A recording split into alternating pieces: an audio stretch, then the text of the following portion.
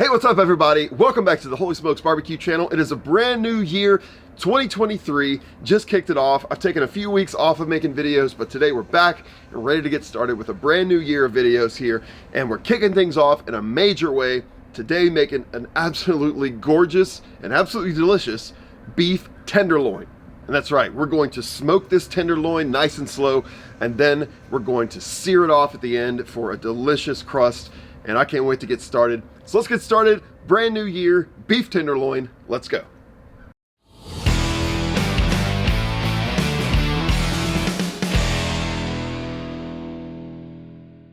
All right, now take a look at this gorgeous tenderloin. There's a couple of pieces that I did kind of lop off the side of it just to give it a little bit of a more even texture, but we're gonna do a little bit more of that. I am going to take these ends off here, right about there, just so that it shores up and it's pretty much the same all the way through, because these parts are gonna cook quicker. That's not to say that I'm gonna discard them, or even these other parts, like these are definitely going to stay with me. I'm gonna cook those as well, but for the purposes of this video and what you're gonna see today, we're gonna just shore this up and make this beautiful tenderloin. Now this beef tenderloin came from Strip District Meats, Pittsburgh, Pennsylvania. They are absolutely incredible and you gotta check them out. Go to stripdistrictmeats.com and you can order anything on their website and they will ship it to you nationwide. They've been around with me now for over a year. They are the best butcher around. Check them out, Strip District Meats. So using my sharp knife, I'm gonna come in right about here, just straight down. Okay, oh, it's gonna be great. And then once here on this other side, like so. So then now I have this nice, pretty, somewhat uniform piece of meat there. I don't really need to do a lot of trimming here. Strip District Meats did a lot of that for me. I might just take out this little fat deposit here. Just like that, just kind of get into there, get that little piece out. All right, that's good. All right, now let's season this up. So I'm gonna use salt, pepper, and garlic, and I have a couple of blends. Pit Boss makes a great one, it's just called the GSP, but today I'm gonna use my own, which is again, just salt, pepper, and garlic. And I'm gonna start here on my non-presentation side, just like that. This is kosher salt, coarse ground black pepper, and garlic powder. I don't wanna overdo it, because I want the flavor of this meat to kind of speak for itself in a lot of ways, but I do want to develop a really nice crust on the outside. So this rub is going to kind of help do that. Now you could use olive oil or something like that to kind of act as a binder. I don't really need to here because this meat is still got some moisture in it, and so that's going to serve as kind of a de facto, binder. And now let's get to our side here. Don't forget the sides. So we're just seasoning and patting along the way as we go. Okay, I'm not going with that top side just yet because that's my presentation side and I want that to be the last one that I season. All right, now let's flip to our presentation side. And we'll get that side. All right, that looks good. One final step I'm gonna take before this goes into the smoke, this is completely optional, but I am gonna hit it with just a little bit more pepper. And again, this is not necessarily for flavor, this is more for that crust that I'm looking at. And I'm only going to season my presentation side with this extra amount of pepper. All right, there we go. Simple as that, ladies and gentlemen. Now I'm gonna go ahead and season up these other pieces that we took off, because I do want to cook those as well, and then we'll talk to you about how we're going to do this on the smoker. All right, all of my pieces here are nice and seasoned, as well as my table, and let's go over to the smoker and talk about it. All right, today I'm smoking this beef tenderloin on my Pit Boss Platinum Series Lockhart. It is a pellet grill and makes an incredible smoked flavor on basically anything you put in it. I'm smoking today using the Pit Boss Mesquite Blend pellets, which I love for a really prominent woodsy smoky taste. And we're gonna be smoking today at a temperature of 250 degrees Fahrenheit. I'm looking for an internal temp of about 120 to 125, and I'm gonna monitor that using the temperature probes that came with the Lockhart. And once we hit that 120 to 125, we're gonna remove it and sear it in cast iron. So the smoker is up to temp, and it's time to get this on. All right. right there. I'll probably come out and rotate it because I know that towards this side of the smoker it gets a little bit hotter, so I might rotate it once in about a half hour or so. I'm gonna go ahead and put these other little guys on there. Beautiful fillets. All right, it's like meat-a-palooza in here right now. So we're gonna let that do its thing for about an hour at 250, then we'll come back out and I'll show you what we're gonna do when we sear it.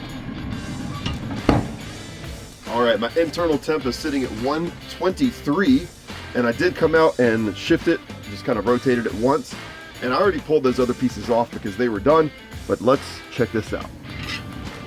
There we go. For being honest, it's kind of dull looking right now because there's not any sort of crust or char on it, but that is about to change. So let's get it over to some hot cast iron.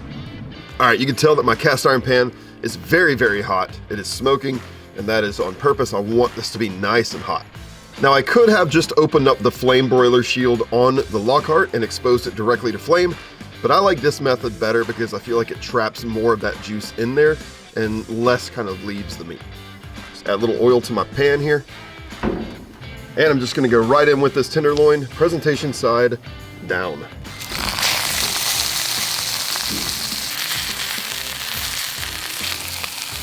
Now you can see that this tenderloin just barely fits in my 12-inch cast iron here. We're gonna let it sit like this for about 5 minutes, then we're gonna flip it for another 5 minutes, and then we're gonna take it off and we're gonna double wrap it in foil to let the juices kind of resettle, to let it kind of, you know, all come back together, and then we'll open it up and see just what a beautiful piece of meat we have here. Okay, that is beautifully seared on all sides. Now I've got 2 sheets of heavy-duty aluminum foil, and I'm gonna double wrap this tenderloin. Oh, look at that. Woo! Man, does that look amazing. And the smell, oh man. All right, so let's give it a nice tight wrap here. All right, now we're gonna let this sit just like that for probably about 30 minutes to let it rest, let those juices calm down, let it come all back together, and then I'll be back to show you what it looks like. Can't wait. All right, it's been about 45 minutes letting this beautiful tenderloin rest. You could absolutely rest it for longer. You could rest it up to a couple of hours. It's gonna be totally fine to do that, but I just can't wait to get into this. So let's take a look. Oh man, wow, that smell just hit me. Whew. Oh, look at that. Whew, that is gorgeous. I mean, you can look at this and tell how juicy it is. All right, let's get it onto my board here. Whew, beautiful. Just look at that color. Look at how beautiful that is. However, as we know, it's not just about how it looks on the outside, but how it looks on the inside. So let's take a look at that. Just right down through. Here we go. Moment of truth, ladies and gentlemen. Oh, it's like butter. Ready? Check this out. Oh man, look at that. Can you see it? Oh, gosh. Oh my, does that look incredible? Wow, perfectly cooked. It's absolutely perfectly cooked. And the smell is just out of this world. Out of this world. Cannot wait to try this delicious tenderloin. Oh my gosh. All right, everybody, it is time to try this incredible looking tenderloin. I mean, if it tastes anything even remotely like it smells and like it looks, we are in for a treat. Just gonna slice a nice serving here. Oh man. Grab a little piece. And here we go. My mouth is watering. Can't even talk. Smoked reverse seared beef tenderloin to kick off the new year. Here we go.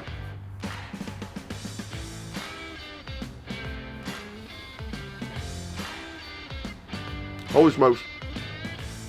Holy smokes. Holy smokes. Oh my gosh. Oh. The tenderness. The juiciness. The salty, peppery garlicness. Wow. Wow. This. Whew. Is this one of the best steaks I've ever had? 100%. 100%.